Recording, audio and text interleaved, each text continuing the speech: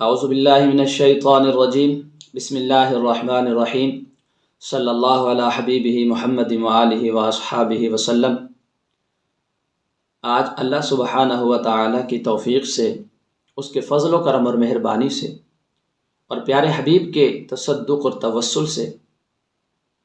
پیارے حبیب علیہ الصلاۃ والسلام کی 3 احادیث ذکر کرنی ہے۔ ان احادیث کے اندر حضور سرور کائنات صلی اللہ تعالیٰ علیہ وآلہ وصحابہ وسلم نے کتے کے بھونکنے اور گدھے کے ہینکنے کا ذکر فرمایا ہے کہ کتا کب اور کیوں بھونکتا ہے اور گدھا کب ہینکتا ہے،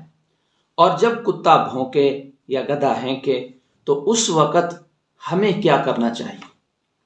بڑی ہی پیاری احادیث ہیں۔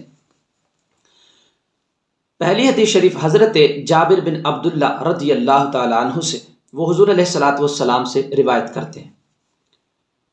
کہ ان جابر بن عبداللہ عن النبی صلی اللہ علیہ وسلم، حضرت جابر بن عبداللہ رضی اللہ تعالیٰ عنہ حضور صلی اللہ تعالیٰ علیہ وآلہ وصحبہ وسلم سے روایت کرتے ہیں، قال، حضور صلی اللہ تعالیٰ علیہ وآلہ وسلم نے ارشاد فرمایا، اقل الخروج بعد ہدوء، کہ رات کے شروع میں نکلنا کم کر دو، فَإِنَّ لِلَّهِ دَوَابَّ يَبُثُّهُنَّ، پس بے شک اللہ تبارک و تعالیٰ کی مخلوق جانور ہیں جن کو اللہ تعالیٰ رات میں پھیلا دیتا ہے زمین پر۔ فَمَنْ سَمِعَ نُبَاحَ الْقَلْبِ، پس جو کوئی سنے کتے کے بھونکنے کی آواز، او نحاق حمار، یا گدھے کے ہینکنے کی آواز سنے، فَلْيَسْتَعِذْ بِاللَّهِ مِنَ الشَّيْطَانِ الرَّجِيمِ، پس وہ اللہ تبارک و تعالیٰ کی شیطان مردود سے پناہ مانگے۔ فَإِنَّهُمْ يَرَوْنَ مَا لَا تَرَوْنَ، پس بے شک وہ دیکھتے ہیں جو تم نہیں دیکھتے، یعنی گدھا اور کتا وہ کچھ دیکھتے ہیں جو کچھ تم نہیں دیکھتے، اور وہ کچھ دیکھ کر پھر وہ بھونکتے ہیں، پھر وہ ہینکتے ہیں۔ تو اس وجہ سے حضور سرور کائنات صلی اللہ علیہ وسلم نے فرمایا کہ جب تم کتے کو بھونکتے ہوئے سنو، جب تم گدھے کو ہینکتے ہوئے سنو، تو اس وقت اللہ تبارک و تعالیٰ کی شیطان مردود سے، شیطان لعین سے پناہ مانگو اور کہو اعوذ باللہ من الشیطان الرجیم۔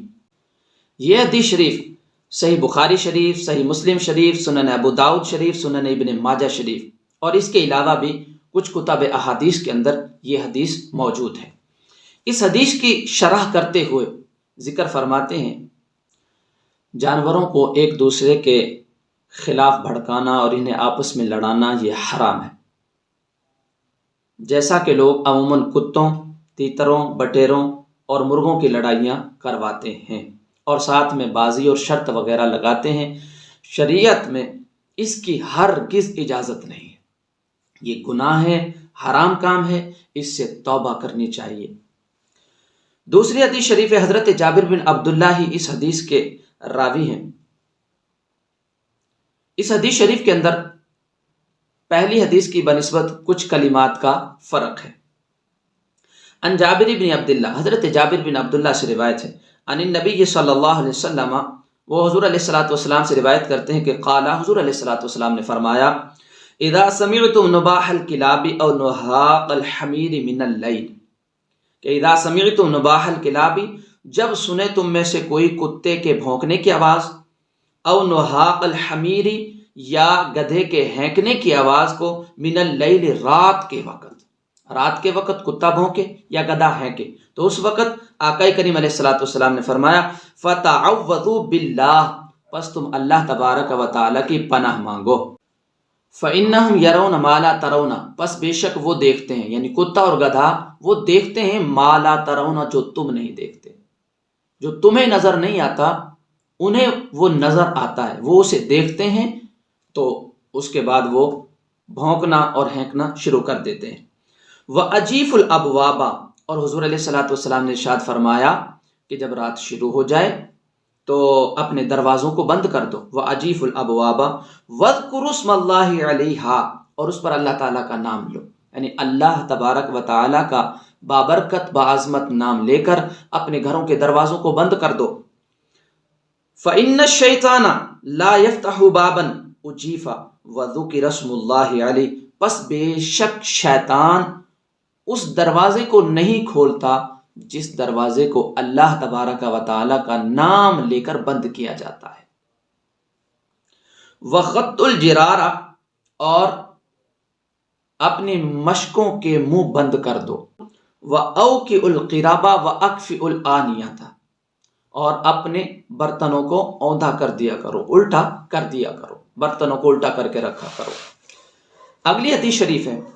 یہ بھی حضرت جابر بن عبداللہ رضی اللہ تعالیٰ عنہ سے ہی روایت ہے۔ ان جابر، حضرت جابر بن عبداللہ رضی اللہ تعالیٰ عنہ سے روایت ہے کہ انہ سمع من رسول اللہ صلی اللہ علیہ وسلم یقول، کہ بے شک میں نے حضور صلی اللہ تعالیٰ علیہ وآلہ وآصحابہ وسلم سے سنا، حضور سرور کائنات صلی اللہ تعالیٰ علیہ وسلم ارشاد فرما رہے تھے کہ اقل الخروج بعد ہدوء، کہ رات کی ابتدا میں گھروں سے نکلنا کم کر دو، رات کی ابتدا میں گھروں سے نکلنا کم کر دو۔ فَإِنَّ لِلَّهِ خَلْقًا، پس بے شک اللہ تعالیٰ کی ایک مخلوق ہے، يَبُثُّهُمْ، اس کو اس زمین میں پھیلا دیا جاتا ہے۔ فَإِذَا سَمِعْتُمْ نُبَاحَ الْكِلَابِ، پس جب سنے تم میں سے کوئی کتے کے بھونکنے کی آواز، او نحاق الحمیر، یا گدھے کے ہینکنے کی آواز کو سنے، تو فَاسْتَعِیذُوا بِاللَّهِ مِنَ الشَّیطَانِ، پس وہ اللہ تبارک و تعالیٰ کی شیطان مردود سے پناہ مانگے۔ اس حدیث شریف کی شرح کے اندر ذکر کیا کہ گدھا شیطان کو دیکھ کر ہینکتا ہے، اور اکثر اس کا بولنا شہوت میں ہوتا ہے، اور یہ اعلان کر کے مادہ سے صحبت کرتا ہے، اور اس وجہ سے بھی کہ اس کی آواز خبیث ہے۔ یعنی 4 وجہ اس حدیث کی شرح کے اندر ذکر کی ہیں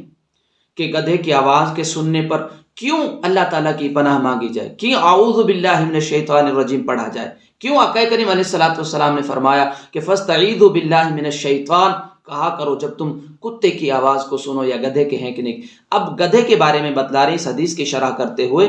کہ کیوں ایسا ہے۔ فرمایا کہ گدھا شیطان کو دیکھ کر ہینکتا ہے، یعنی اسے شیطان نظر آتا ہے، اسے دیکھتا ہے تو وہ ہینکتا ہے۔ اور دوسری وجہ، اور اکثر اس کا بولنا شہوت میں ہوتا ہے، یعنی وہ گدھا جو ہے نا اکثر شہوت کی وجہ سے آوازیں نکالتا ہے، اس وجہ سے بھی پناہ مانگنے کا حکم ہے۔ اور یہ اعلان کر کے مادہ سے صحبت کرتا ہے، جب یہ مادہ سے ملتا ہے گدھا تو اعلانیہ طور پر ملتا ہے، صحبت کرتا ہے۔ اور ایک وجہ یہ بھی ہے کہ اس کی آواز خبیث ہے، اور یہ تو قرآن مجید برہان رشید سے ثابت ہے کہ اللہ تبارک و تعالی نے اپنے لاریب کلام کے اندر ارشاد فرمایا کہ ان انکر الاصوات لصوت الحمیر، کہ بے شک سب سے بدترین آواز گدھے کی ہے، سو اس پر اعوذ باللہ پڑھنی چاہیے۔ تو اس وجہ سے کہا کہ گدھا جب ہینکے اور رات کا وقت ہو تو اللہ تعالیٰ کی پناہ مانگا کرو۔ اور اب کتے کے بارے میں کتا کیوں بھونکتا ہے؟ کہا کتا بلاؤں اور آفتوں کو دیکھ کر روتے اور چیختے ہیں۔ کتے آفتوں کو اور بلاؤں کو دیکھتے ہیں، کچھ آفتیں کچھ بلائیں وغیرہ نازل ہوتی ہیں اور وہ کتے ان کو دیکھتے ہیں، کیونکہ حدیث شریف حضور علیہ السلام نے ارشاد فرمایا کہ فَإِنَّهُمْ يَرَوْنَ مَا لَا تَرَوْنَ، پس بے شک یہ دیکھتے ہیں وہ کچھ جو تم نہیں دیکھتے۔ تو اب یہ کیا دیکھتے ہیں؟ تو اس حدیث کی شرح میں کہا اور کتے بلاؤں اور آفتوں کو دیکھ کر چیختے ہیں، اس لیے بلاؤں اور آفتوں سے حفاظت میں رہنے کے لیے، رب تعالی کی پناہ میں آنے کے لیے اعوذ باللہ من الشیطان الرجیم پڑھنا چاہیے۔ پیارے مسلمانوں، ان تینوں احادیث سے ہمیں پتہ کیا چلتا ہے کہ حضور سرور کائنات صلی اللہ تعالیٰ علیہ وآلہ وصحبہ وسلم نے ہمیں فرمایا کہ جب تم رات کے وقت کتے کے بھونکنے کی آواز سنو یا تم گدھے کے ہینکنے کی آواز سنو تو اللہ کی پناہ مانگا کرو، کیونکہ یہ وہ کچھ دیکھتے ہیں جو تم نہیں دیکھتے۔ اور ہم نے اس حدیث کی شرح کے اندر ذکر کیا کہ گدھا شیطان کو دیکھ کر ہینکتا ہے، اور گدھا کی آواز اکثر شہوت کی وجہ سے بلند ہوتی ہے، اور یہ جب